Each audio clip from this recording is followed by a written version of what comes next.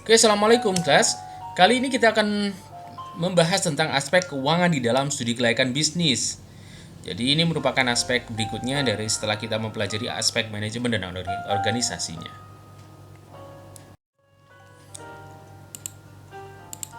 Aspek keuangan ini berkaitan dengan investasi. Kalau kita lihat di sini berarti investasi itu juga membutuhkan modal yang cukup sehingga bisa menjalankan perusahaan itu. Modal tersebut diperlukan untuk membiayai investasi perusahaan. Nah, tujuannya adalah untuk menentukan rencana investasi melalui perhitungan biaya manfaat yang diharapkan dalam investasi tersebut.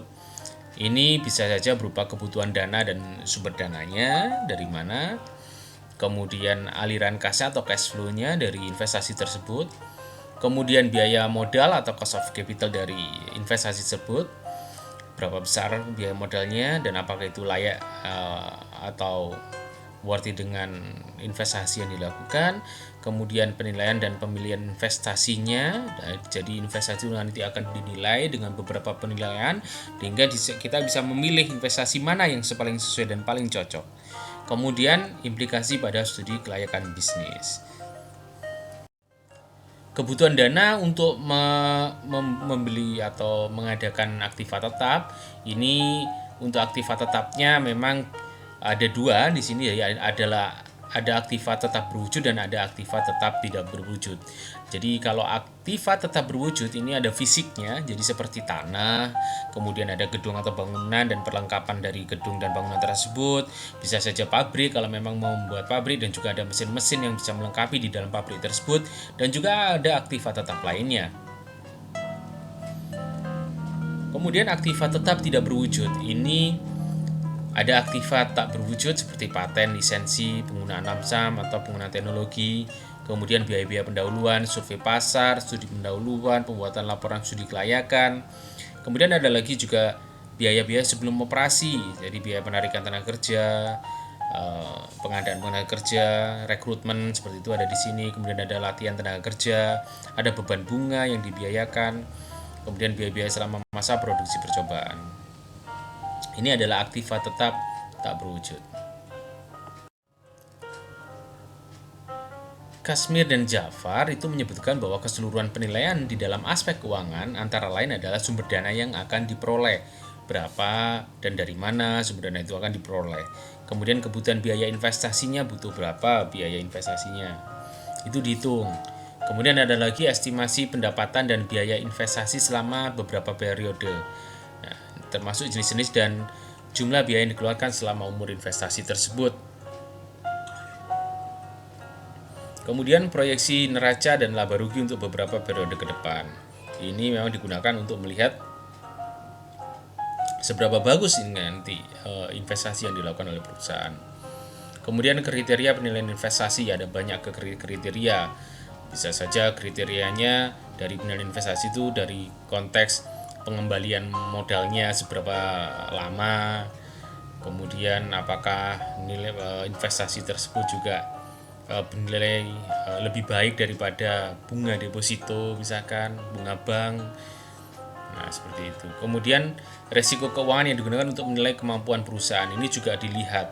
Apakah memang nilai investasi itu memiliki resiko keuangan, sehingga jangan sampai perusahaan tidak bisa menjalankan dari perusahaan itu tidak bisa menjalankan dari kegiatan investasi yang dilakukan, sehingga berimbas pada kegagalan finansialnya. Jangan sampai seperti itu.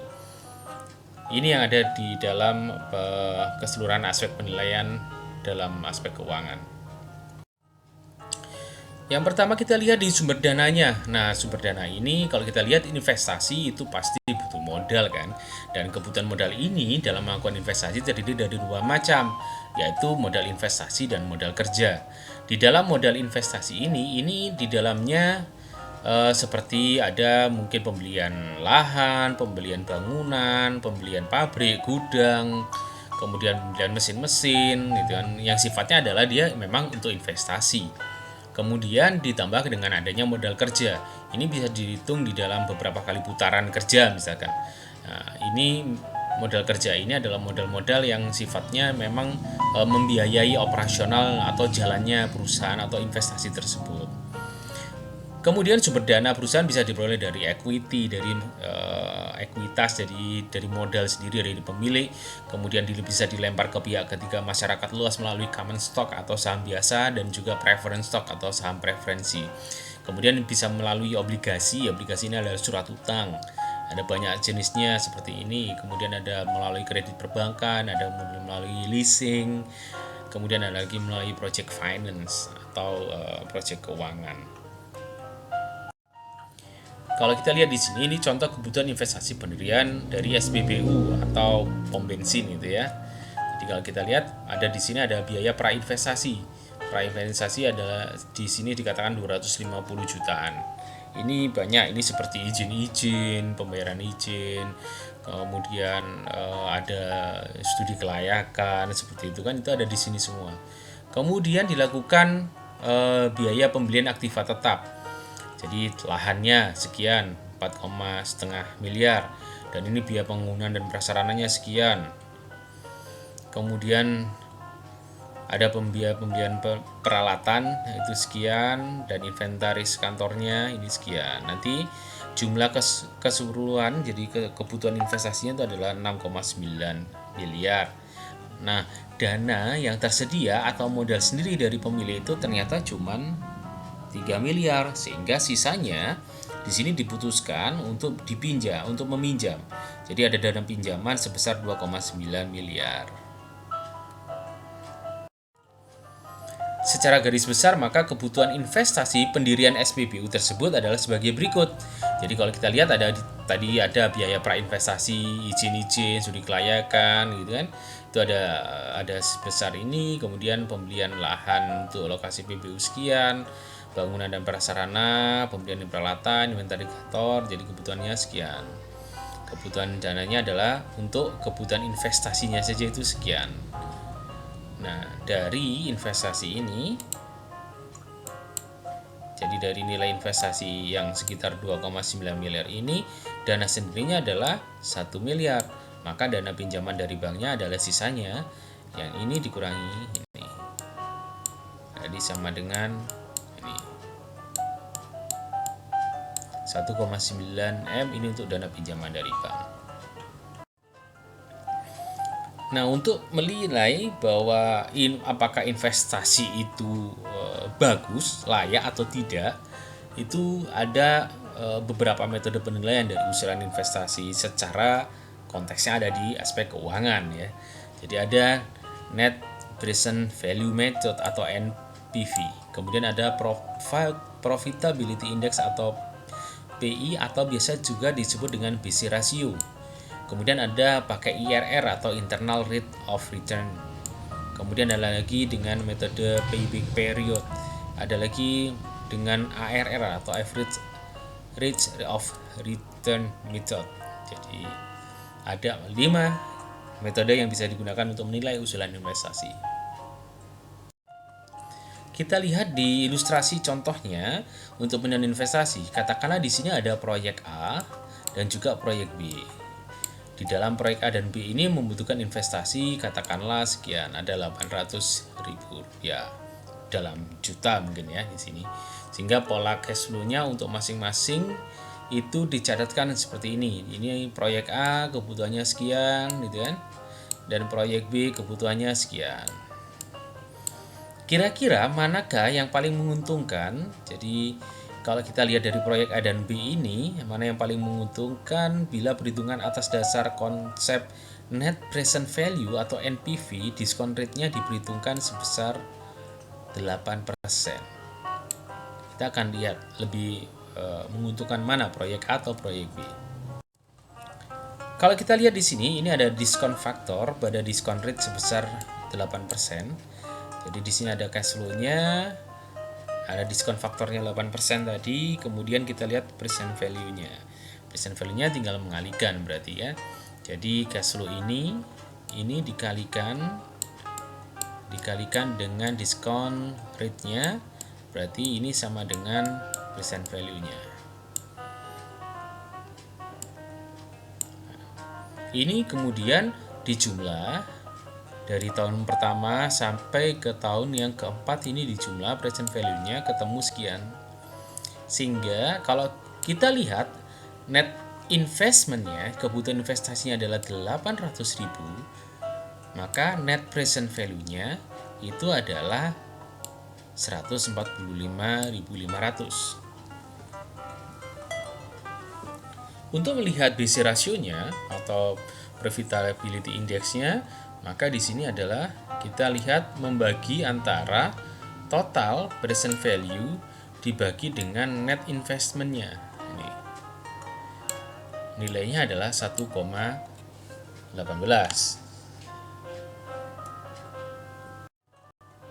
Kalau dilihat di Project B ini dilakukan sampai ke tahun ke-6 gitu ya. Cash flow-nya ini, jadi ini cash flow-nya dijumlah nanti, kemudian diskon faktornya 8% juga tetap sama, dan present value-nya ketemu sekian. Untuk melihat diskon faktor ini bisa dilihat di tabel ya, dilihat di tabel present value dengan nilai 8% di tahun pertama itu nilainya berapa, ketemunya akan ketemu di angka-angka ini. Nah, ini kemudian tinggal mengalikan, jadi cash flow-nya dikalikan dengan diskon faktornya, maka ini sama dengan present value. Ini nanti dijumlah, semua ini sampai tahun ke-6 dijumlah, ini menjadi total present value. Jadi proceed-nya itu sekian.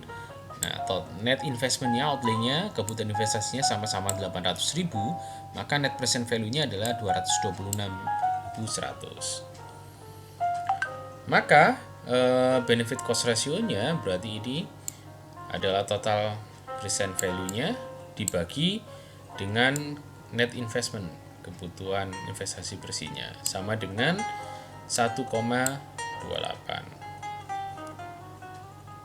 Sehingga memang lebih banyak di Project B. Kemudian kita melihat dari internal rate of return. Prinsip dari konsep internal rate of return ini adalah metode untuk menghitung tingkat bunga atau discount rate. Jadi melihat berapa sih jumlah besaran tingkat bunganya atau discount rate-nya. Nah, ini membuat nilai dari keseluruhan perkiraan arus kas masuk sama dengan nilai sekarang dari ekspektasi arus kas yang keluar. Sehingga pada keadaan ini net present value-nya sama dengan 0 gitu ya. Jadi net present value-nya sama dengan 0. Hubungan antara konsep NPV, net present value, dengan IRR atau internal rate of return, ini dimana konsep kalau NPV mencari NPV pada discount rate tertentu. Sedangkan pada konsep IRR atau internal rate of return justru mencari diskon rate yang diinginkan. Jadi memang ini hanya untuk biasanya diarahkan ke mencari diskon rate-nya atau besaran tingkat bunganya yang diinginkan. Jadi untuk menghitung diskon rate bisa dicari dengan rumus berikut. Guna mencari besarnya R atau tingkat bunga tersebut, maka dilakukan dengan metode trial and error atau coba-coba. Kira-kira seberapa besar persen yang diinginkan, itu yang akan dicari.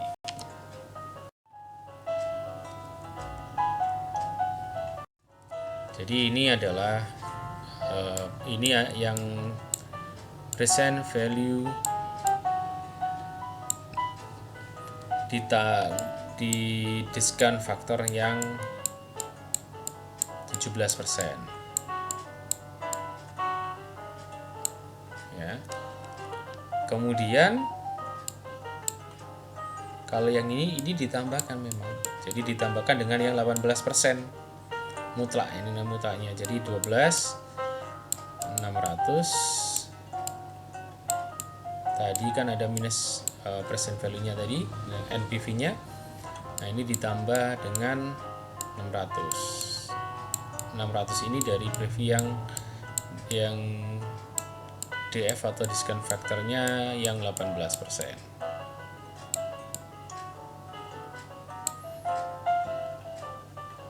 Maka tingkat suku bunga yang dicari adalah 17% ditambah dengan ini, persentase perbedaannya ini ini masuk sini. Ini yang DF-nya.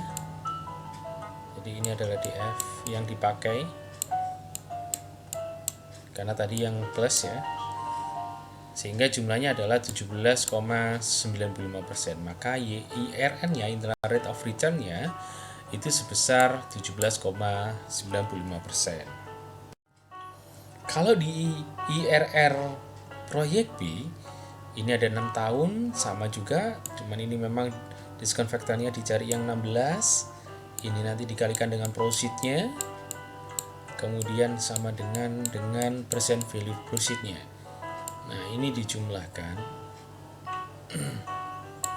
Total percent value-nya adalah 780.200, net investnya 800.000, maka ada NPV yang minus sebenarnya 19.800.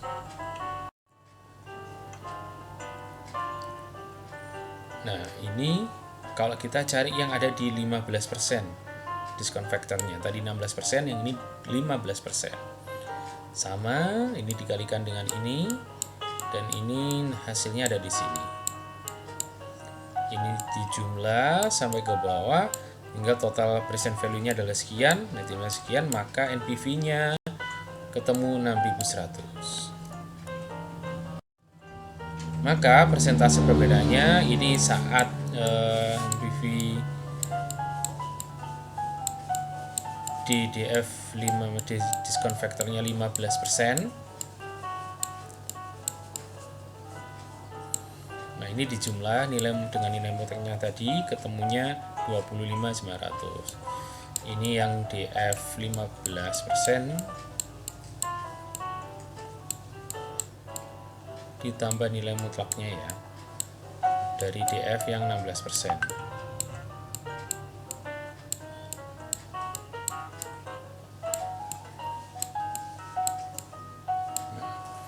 Sehingga ketemunya adalah 0,24%.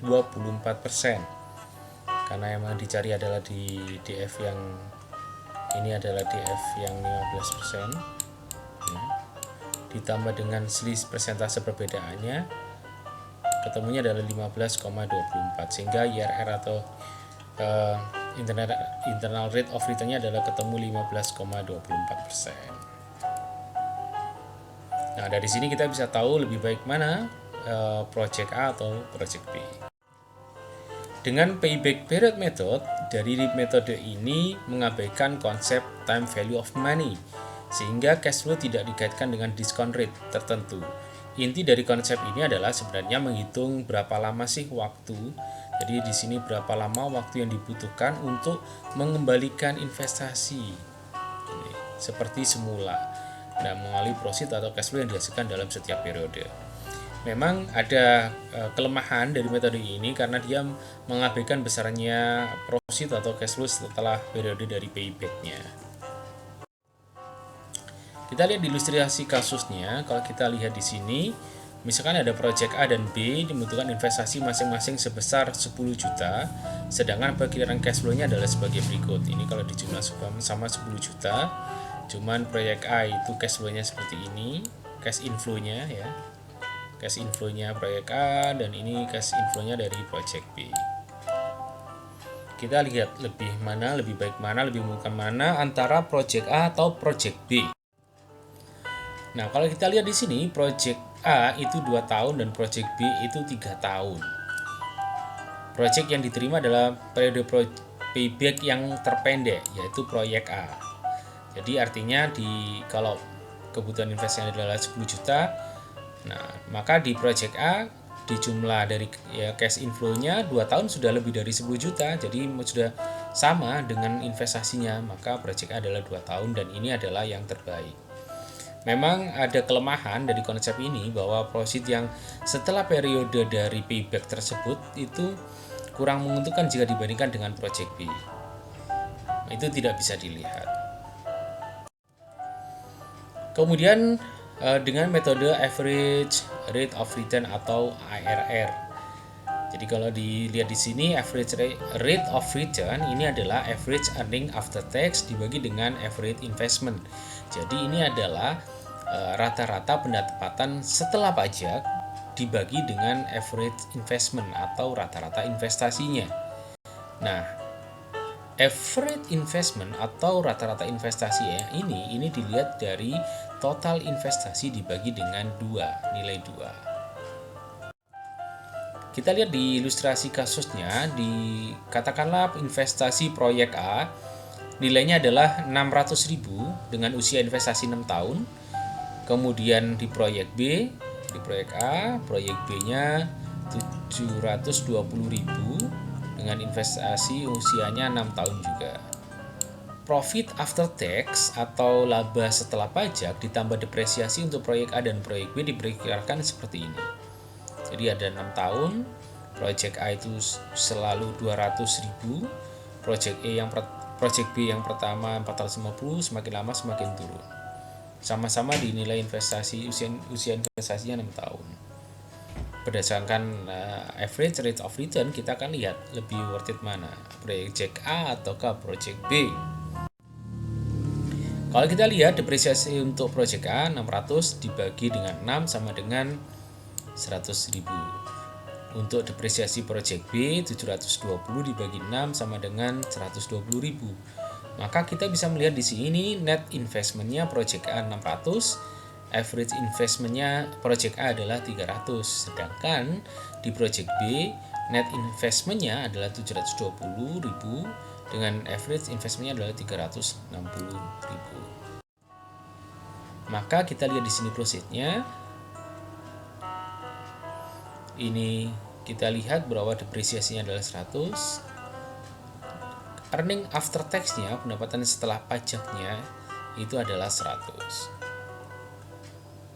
Jadi ini semuanya dikurangkan dengan ini. Profitnya dikurangi dengan depresiasi, ini sama dengan earning after tax. Maka average earning after tax-nya itu adalah 100.000.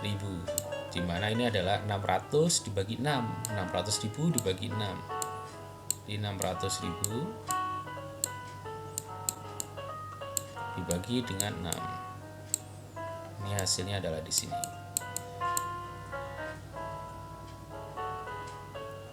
Kemudian average rate of return-nya ketemu 0,33. Sedangkan yang ada di project B, jadi ini adalah project B ya. Ketemunya dengan tax-nya sekian. Maka jumlahnya adalah 540.000. Maka average earning after tax-nya 90.000. Ini dibagi dengan 6. Jadi 540.000 ini dibagi dengan 6. Ini sama dengan 90.000. Average rate of return ARR-nya 0,25. Lebih sedikit daripada yang A tadi 0,3. Kesimpulannya, teknik capital budgeting yang menggunakan average rate of return atau payback period merupakan teknik yang bersifat unsophisticated atau sederhana. Karena untuk mengevaluasinya, dia cuma memang melihat sejauh mana sebuah capital project itu menarik untuk bisa dilakukan. Sedangkan dengan teknik capital budgeting yang mempertimbangkan time value of money, ini adalah teknik yang sophisticated atau rumit, seperti net present value. Ini karena mengukur perbedaan nilai sekarang dari cash inflow, dan initial investment yang dilakukan oleh investasi tersebut. Di samping itu juga mengukur present value dan cash outflow agar dapat menentukan sejauh mana suatu proyek dapat diterima. Kemudian, profitability index atau BC ratio ini juga sama dengan net present value, tetapi alat analisis ini lebih membandingkan antara present value cash inflow dengan initial investment-nya. Hingga rasio ini menunjukkan sejauh mana penerimaan melebihi investasi. Kalau IRR itu mencari discount rate-nya, besarnya tingkat bunga yang menghasilkan net present value yang proyeknya sama dengan 0. Analisis ini juga digunakan sebagai basis pengambilan keputusan tentang ditolak atau diterimanya sebuah proyek investasi. Pendekatan NPV dan IRR itu erat kaitannya dengan cost of capital atau biaya modal, karena memang cost capital dalam hal ini berfungsi sebagai discount rate-nya dan cut off rate-nya. Suatu proyek menurut pertimbangan IRR hanya dapat diterima jika IRR-nya itu melebihi dari cost of capital-nya dari proyek itu. Dengan demikian pula dalam memperhitungkan NPV, discount rate yang digunakan adalah sebesar cost of capital dari proyek itu. Capital rationing dapat digunakan untuk memilih beberapa proyek dari beberapa proyek yang tersedia. Jadi analisis ini membantu pimpinan untuk memilih proyek yang tepat karena adanya keterbatasan dana yang ada. Capital rationing atau rasionalisasi dari modal ini dapat dikomunikasikan dengan pendekatan NPV atau IRR. Ranking proyek akan berbeda jika menggunakan setiap kriteria investasi, tetapi biasanya akan menghasilkan kesimpulan yang sama. Kalau kita lihat bahwa dengan kata lain, jika pertimbangan NPV suatu proyek dapat diterima atau layak, maka biasanya umumnya pertimbangan IRR dan lain-lain juga akan menerima atau layak. Namun demikian bisa terjadi jika suatu proyek menggunakan pendekatan NPV, Net Present Value, proyek tersebut menjadi ranking kedua dibandingkan dengan proyek lain. Jika menggunakan pendekatan IRR, Internal Rate of Return, ini menjadi ranking pertama yang menjadi diprioritaskan menjadi pertimbangan apakah proyek tersebut layak atau tidak dilaksanakan. Demikian, terima kasih. Wassalamualaikum warahmatullahi wabarakatuh.